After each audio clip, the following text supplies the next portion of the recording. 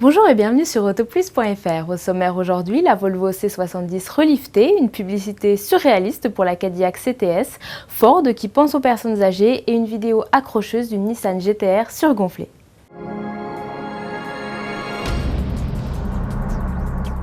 Volvo a donné un petit coup de jeune à son cabriolet C70 pour le salon de Francfort. Le C70 nouvelle mouture reprend les lignes du concept S60 présenté début 2009. La face avant est complètement redessinée, les blocs feux sont rehaussés et le motif de la grille inférieure est modifié.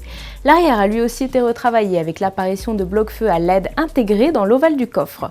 Le constructeur suédois introduit également un nouveau coloris, rouge flamenco perlé. Volvo a conservé le toit rétractable en 3 parties, l'intérieur de la voiture n'a lui aussi que peu évolué. Le constructeur a surtout joué sur la sécurité, sa marque de fabrique. Un arceau métallique permet de protéger les passagers, couplé au système antitonneau ROPS. Des rideaux gonflables sur les côtés viennent aussi protéger la poitrine et les hanches des passagers en cas de choc. Côté motorisation, un seul bloc ne supporte pas le malus, le bloc 2 litres D 136 chevaux qui émet 158 g de CO2 par kilomètre. Cadillac is back, la marque américaine rescapée des purges de General Motors revient avec un spot publicitaire intitulé Cadillac Reignition, en référence à la conquête spatiale. Le spot s'ouvre dans le désert comme sur le pas de tir d'une fusée, mais ce sont les modèles Cadillac qui surgissent à pleine vitesse et se succèdent sur une longue ligne droite. La surprise de cette pub, c'est la présentation en toute fin de spot de la future Cadillac CTS coupée. Sa production avait été retardée suite aux ennuis financiers de GM. Elle est actuellement en phase finale de production et devrait être commercialisée en mars 2010 aux États-Unis.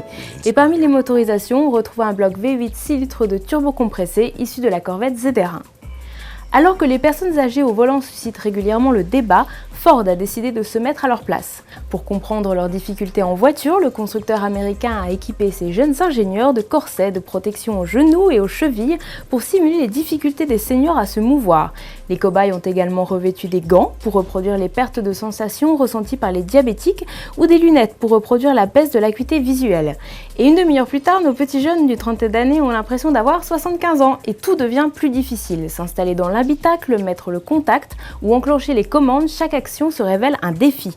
Cette expérience doit permettre aux jeunes ingénieurs de Ford de concevoir des véhicules mieux adaptés aux personnes âgées. Et pour finir, voici une petite vidéo pour vous donner des frissons. Le préparateur américain Stellon a reconfiguré une Nissan GT-R qui doit participer à une épreuve d'endurance sur route ouverte au Canada. Sur cette vidéo, on découvre les derniers tests du monstre gonflé à 620 chevaux, doté de nouveaux turbos et d'une ligne d'échappement sport.